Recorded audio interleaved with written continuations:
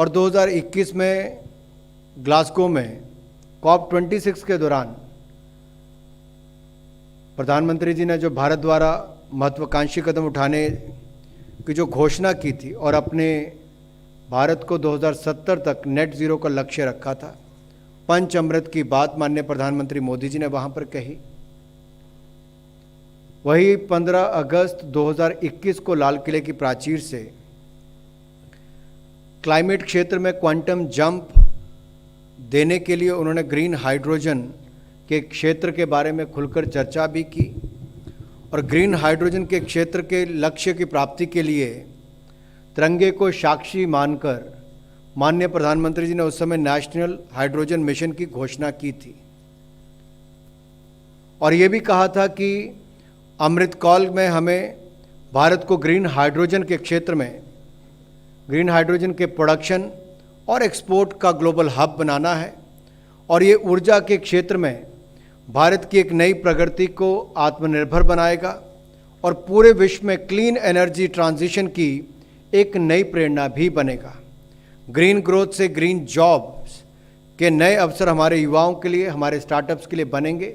ये प्रधानमंत्री मोदी जी ने 15 अगस्त 2021 के अपने लाल किले की प्राचीर से भाषण में कहा था और इसी को ही आज नेशनल ग्रीन हाइड्रोजन मिशन को केंद्रीय मंत्रिमंडल ने मंजूरी दी है।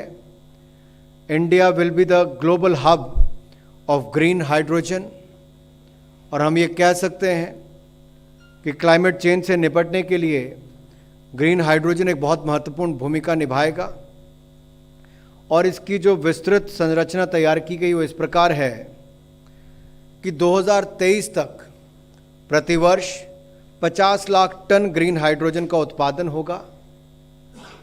इसके लिए 60 गीगावाट से 100 गीगावाट की इलेक्ट्रोलाइजर कैपेसिटी को तैयार किया जाएगा, स्थापित किया जाएगा और भारत में लो कॉस्ट ग्रीन हाइड्रोजन व इससे संबंधित इक्विपमेंट व टेक्नोलॉजीज़ के उत्पादन को प्रोत्साहन देने के लिए इंसेंटिव, दो तरह के प्रमुख इंसेंटिव दिए जाएंगे। एक तो इलेक्ट्रोलाइजर्स के मैन्युफैक्चरिंग पर 5 वर्षों के लिए इंसेंटिव दिए जाएंगे। मैं कह सकता हूं कि इसको कुल स्कीम जो 2029-30 तक है, तो इसको पहला तो इलेक्ट्रोलाइजर्स की मैन्युफैक्चरिंग पर इंसेंटिव दिए जाएंगे, दूसरा ग्रीन हाइड्रोजन के उत्पादन पर इंसेंटिव दिया जाएगा और इन दोनों के लिए जो इंसेंटिव्स कुल मिलाकर 17,490 करोड़ रुपए इसके ऊपर व्यय किया जाएगा। इसके अलावा ग्रीन हाइड्रोजन हब्स का विकास किया जाएगा जिसमें ग्रीन हाइड्रोजन के उत्पादक एवं उपभोक्ता को एक ही जगह पर लाया जाएगा ताकि ट्रांसपोर्टेशन भी ना पड़े और इकोनॉमीज ऑफ स्केल्स का लाभ भी मिल सके। आवश्यक इंफ्रास्ट्रक्चर भी एक ही जगह पर उपलब्ध करवाया जा सके। इसके लिए 400 करोड़ रुपए का अतिरिक्त प्रावधान भी किया गया है।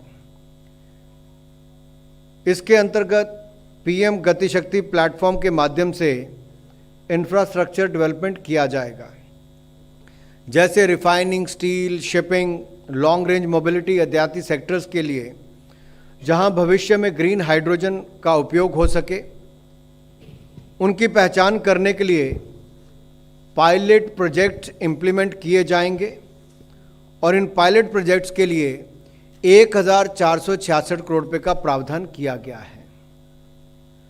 रिसर्च एंड डेवलपमेंट को बढ़ावा देने के लिए पब्लिक प्राइवेट पार्टनरशिप्स का एक फ्रेमवर्क होगा और इसके लिए डेडिकेटेड R&D फंड स्थापित किया जाएगा जिसमें सरकार के साथ साथ प्राइवेट सेक्टर कंट्रीब्यूशन और वेंचर कैपिटल फंड लाने का प्रयास किया जाएगा।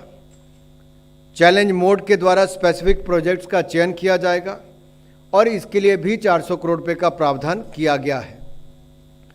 हाइड्रोजन इकोनॉमी इकोसिस्टम से संबंधित सभी उद्योग आसानी से कार्य कर सकें, जैसे ease of doing business, ease of compliance, इसके ऊपर मोदी सरकार का सदा फोकस रहा है।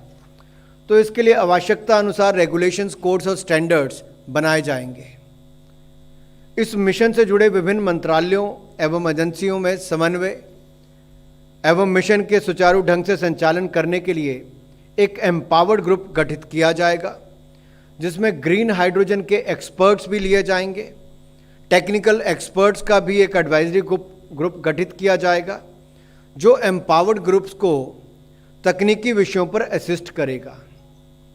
देश में विभिन्न सेक्टर्स में ग्रीन हाइड्रोजन का उपयोग बढ़े, इसके लिए एम्पावर्ड ग्रुप के द्वारा संबंधित मंत्रालयों के साथ विचार विमर्श के आधार पर ट्रांजैक्टरी निर्धारित की जाएगी और इस मिशन के क्रियान्वयन के लिए MNRE में, ministry of new and renewable energy में मिशन सेक्रेटरीट स्थापित किया जाएगा और मिशन डायरेक्टर किसी ऐसे प्रोफेशनल को लिया जाएगा जो इस सेक्टर की डोमेन नॉलेज रखता हो और एक्सपीरियंस उसको हो, और मिशन सेक्रेटरी में सेक्टर के प्रोफेशनल्स को भी शामिल किया जाएगा। इस मिशन के क्रियान्वयन से भारत को ग्रीन हाइड्रोजन के उत्पादन, उपयोग और निर्यात के लिए एक ग्लोबल हब के रूप में स्थापित किया जाए, इस दृष्टि से काम किया जा रहा है। 2047 तक एनर्जी इंडिपेंडेंट बनाने का लक्ष्य हम प्राप्त करें और जो आत्मनिर्भर भारत की कल्पना प्रधानमंत्री मोदी जी की है, उस दृष्टि से ये बहुत उपयोगी होगा। चाहे टेक्नोलॉजी की बात हो, इलेक्ट्रोलाइजर्स मैन्युफैक्चरिंग की बात हो या ग्रीन हाइड्रोजन बनाने की बात हो, इन तीनों ही क्षेत्रों में भारत आत्मनिर्भर होगा और ग्लोबल हब ग्रीन हाइड्रोजन का भारत बनेगा। ये बहुत बड़ा कदम आज एक ऐतिहासिक निर्णय मोदी जी की सरकार ने लिया है, नेशनल ग्रीन हाइड्रोजन मिशन की मंजूरी देकर। अब 2020 तक ग्रीन हाइड्रोजन की कुल डिमांड ग्लोबल की जो होगी, हमारा प्रयास है कि हम उसका कम से कम 10% भारत के लिए लाएं। इससे कुछ लाभ क्या होने वाले हैं, अगर मैं एक्सपेक्टेड डिलीवरेबल्स की आपके लिए बात यहाँ पर करूँ तो क्या क्या दिखते हैं आपको। जहाँ एक और 50 लाख टन एनुअल प्रोडक्शन हमारा ग्रीन हाइड्रोजन का होगा, वहीं पर 50 million metric ton carbon emissions annually कम होंगे। और यही नहीं, हमारा जो इंपोर्ट फॉसिल फ्यूल्स का है वो भी 1 लाख करोड़ की सेविंग उस पे होगी। और हमारी इलेक्ट्रोलाइजर कैपेसिटी जो होगी वो हमारी 60 गीगावाट से 100 गीगावाट की हमारी 2030 से पहले बनकर तैयार हो जाएगी। और ग्रीन हाइड्रोजन बनाने के लिए जो इलेक्ट्रोलाइजर कैपेसिटी के अलावा हमें चाहिए वो 125 गीगावाट की रिन्यूएबल एनर्जी की कैपेसिटी को भी हम तैयार करेंगे, जो ग्रीन हाइड्रोजन बनाने में हमें मदद करेगी। और इसमें कुल मिलाकर इन्वेस्टमेंट कितनी आएगी? 8 लाख करोड़ रुपए की इन्वेस्टमेंट 2030 तक इस क्षेत्र में आएगी और सीधे तौर पर 6 लाख के लगभग जॉब्स इसमें मिलेंगी। इसके जो बाकी सेक्टर्स हैं उनमें भी साथ साथ में जॉब क्रिएशन भी होगी, वैल्यू एडिशन भी उस तरह से होने देखें। डीकार्बनाइजेशन ऑफ इंडस्ट्री, मोबिलिटी और एनर्जी सेक्टर्स होगा। आयात करने पर और कमी आएगी, आयात करने में आत्मनिर्भरता को बल मिलेगा। और फॉसिल फ्यूल्स की जो हमें रिक्वायरमेंट विदेशों से रहती है उसमें भी कमी इसमें आएगी।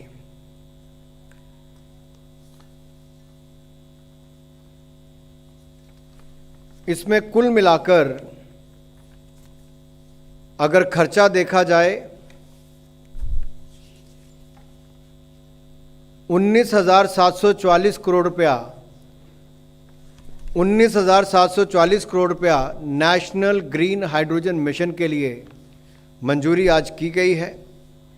जैसा मैंने कहा, इस मिशन के क्रियान्वयन के लिए 8 लाख करोड़ रुपए की डायरेक्ट इन्वेस्टमेंट होगी, 6 लाख सीधे तौर पर इसमें जॉब्स क्रिएशन होगी, 50 million ton green house emission को अवॉइड किया जाएगा, कम होंगे, और 50 लाख टन ग्रीन हाइड्रोजन बनाने का काम भी इसके माध्यम से प्रतिवर्ष किया जाएगा, कम से कम इतना किया जाएगा, और हमारी मोबिलिटी के काम भी, बाकी सबके काम भी आएगी।